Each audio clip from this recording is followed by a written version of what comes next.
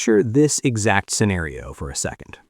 The high-powered lawyers are sitting patiently in your beautiful, expansive corner office, casually waiting for your signature to finalize a massive $4.1 billion acquisition. It is barely even lunchtime yet, and with one simple, effortless stroke of your pen, you are about to absolutely determine the fate of 2,000 employees.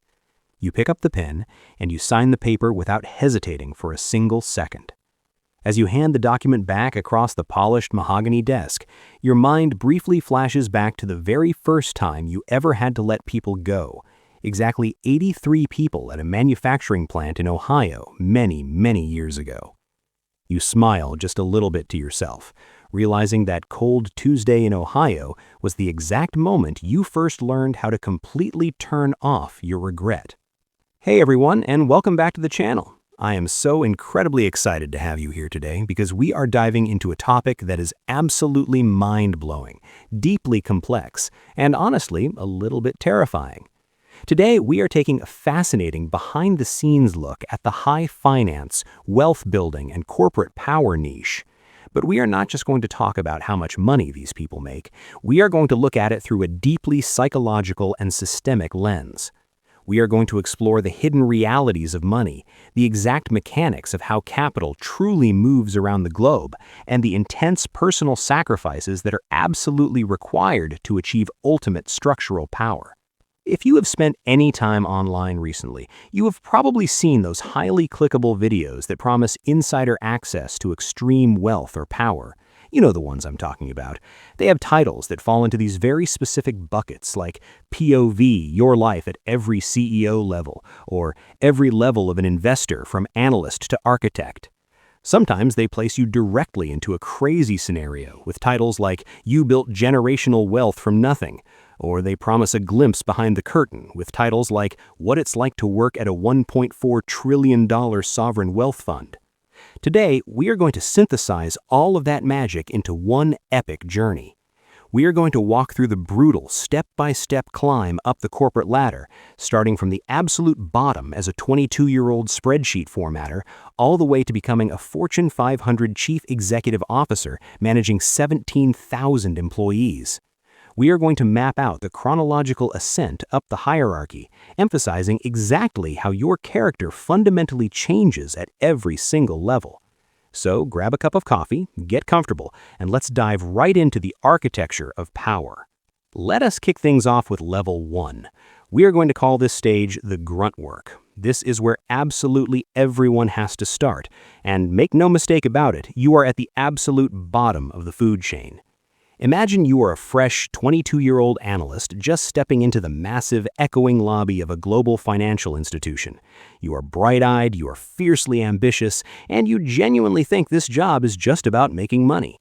But the reality of the machine hits you incredibly fast. At this level, you quickly learn that you are not really considered a human being. You are basically just a function. Your entire existence shrinks down to the harsh blue glow of your computer monitor.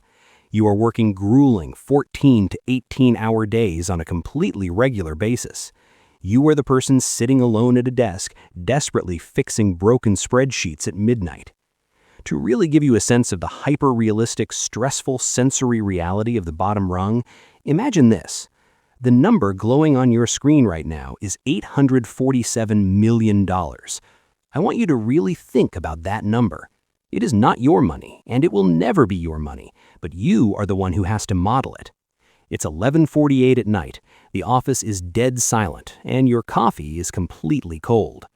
The spreadsheet model is supposed to hold, but as the clock ticks to 11:48 p.m., it does not hold, and you realize something is very wrong. You feel that intense, suffocating panic because the math is breaking down and millions of dollars are theoretically on the line. You put in all these insane hours, you endure this immense fatigue, and at the end of the day, your name is absolutely never on the deal. You are just the hidden, invisible machinery keeping the numbers perfectly aligned for the people upstairs. But you keep going. You push through the exhaustion because you want that promotion. You want to make it to the next tier of the game. This brings us to level 2, which marks the true beginning of your ascent and what we'll call the compromise. You have put in your time doing the grueling grunt work, you have survived the midnight panic attacks, and it finally pays off. You gain a real title, maybe VP or director, and this is the magical stage where you actually start making some real money. But pay close attention here, guys, because this is also the stage where the entire system completely flips on you. You start to realize that this entire system is not just about the flawless math you are crunching late at night. The real system is actually built entirely on relationships and leverage. This is a massive psychological pivot. You are moving away from just executing tasks and starting to truly understand the underlying architecture of the business machine. And with this powerful new understanding comes a whole new set of heavy responsibilities. This is the level where you are forced to make your very first real moral compromises. You are transitioning into a world where empathy becomes a liability. Imagine walking into a conference room early in the morning. The phone is already ringing before you even pull out the chair to sit down. You sit down on a cheap folding chair, and in front of you is a printed script and a list of 200 names that you don't even recognize. Your job today is to let them go. Remember that story I mentioned in the hook about the Ohio plant? This is exactly when that happens. You are told to cut costs, and you have to fire people to make the bottom line look better for the shareholders. At first, it really eats at you. You might lose sleep over it, agonizing over the families you are affecting. But eventually, a switch flips, and you stop feeling guilty about it. You learn to rationalize the pain away as just business. The journey to the top heavily focuses on this exact gradual extraction of empathy at each promotion. You start trading away vital pieces of your humanity to keep moving up the ladder. It's a fascinating, dark psychological transition where you finally realize that privacy, trust, freedom, and human connection are not actually things that you randomly lost along the way. They are the exact currency that you deliberately exchanged for your success. Now we are moving on to level 3. You're stepping into upper management, the director level and beyond, and the stakes are getting unbelievably high. You are moving past the early management titles and getting into the territory where you are making massive decisions that ripple across entire industries.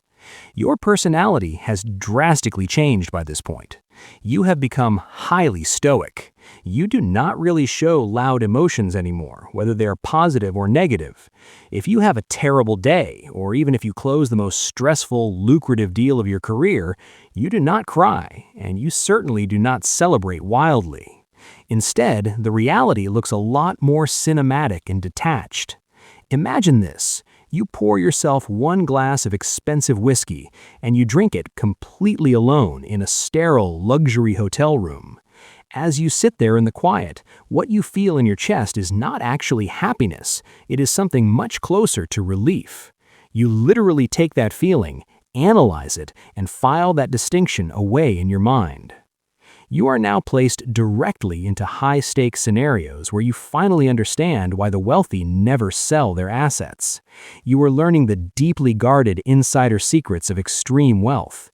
You start to see exactly how the ultra-wealthy use debt to avoid taxes, utilizing a famous structural strategy known as buy, borrow, die. You are no longer just participating in the financial world as a worker bee, you are mastering the system. But your personal life is taking a brutal, silent hit. The reality of ascending this ladder is that it consistently costs you your humanity. You are gaining an incredible amount of financial knowledge, and your life with that knowledge looks vastly different than your life without it. But you are also becoming increasingly isolated from normal society. Your focus is completely locked in on wealth building and consolidating corporate power. You are beginning to view finance not as a regular job, but as complex architecture. As we push forward, we arrive at level 4, the executive suite. Welcome to the big leagues, guys. You are now swimming in the deepest end of the pool. You are dealing directly with structural power and experiencing profound, echoing isolation. You no longer actually do the day-to-day work. Instead, you sit above it all and control the entire architecture of the global operation. You are operating at an elite level where your daily decisions literally move billions of dollars. You might even be in a position where you hold so much leverage that you dictate if entire countries can borrow money, or you might find yourself sitting at a table actively restructuring sovereign debt. It is the kind of immense, world-shaping power most regular people cannot even begin to fathom, very similar to what it is like to work at a massive $1.4 trillion sovereign wealth fund. But let's take a hard look at your personal life at this level. How are things at home? The truth is, your marriage has basically just become logistics. You are managing schedules, public appearances, and shared assets, rather than actually enjoying a warm, romantic partnership. You sleep poorly on incredibly expensive sheets, constantly haunted by the sheer weight of the global machine you are responsible for running. Your social circle has shrunk drastically over the years, and now it only includes other elite individuals who also control capital. You cannot relate to normal people anymore. You have fully traded your personal freedom and genuine human connection for a permanent seat at the very top table, where every single decision you make is purely structural. You are no longer dealing with people, you are dealing with systems, leverage, and positioning. And finally, my friends, we reach level 5. You are the Fortune 500 CEO. You have officially reached the absolute summit of the mountain. You are personally managing an incredibly massive workforce of 17,000 employees. You have built true generational wealth for your family. You hold total, undeniable structural power. When you sit behind the desk in your corner office, you know with absolute certainty that true wealth was never really about the cash sitting in your bank account. It was always about positioning, leverage, and the sheer power to control the machine. You view finance and business entirely as an architectural framework. You have survived the brutal climb, and you have masterfully decoded the exact mechanics of how capital moves around the world.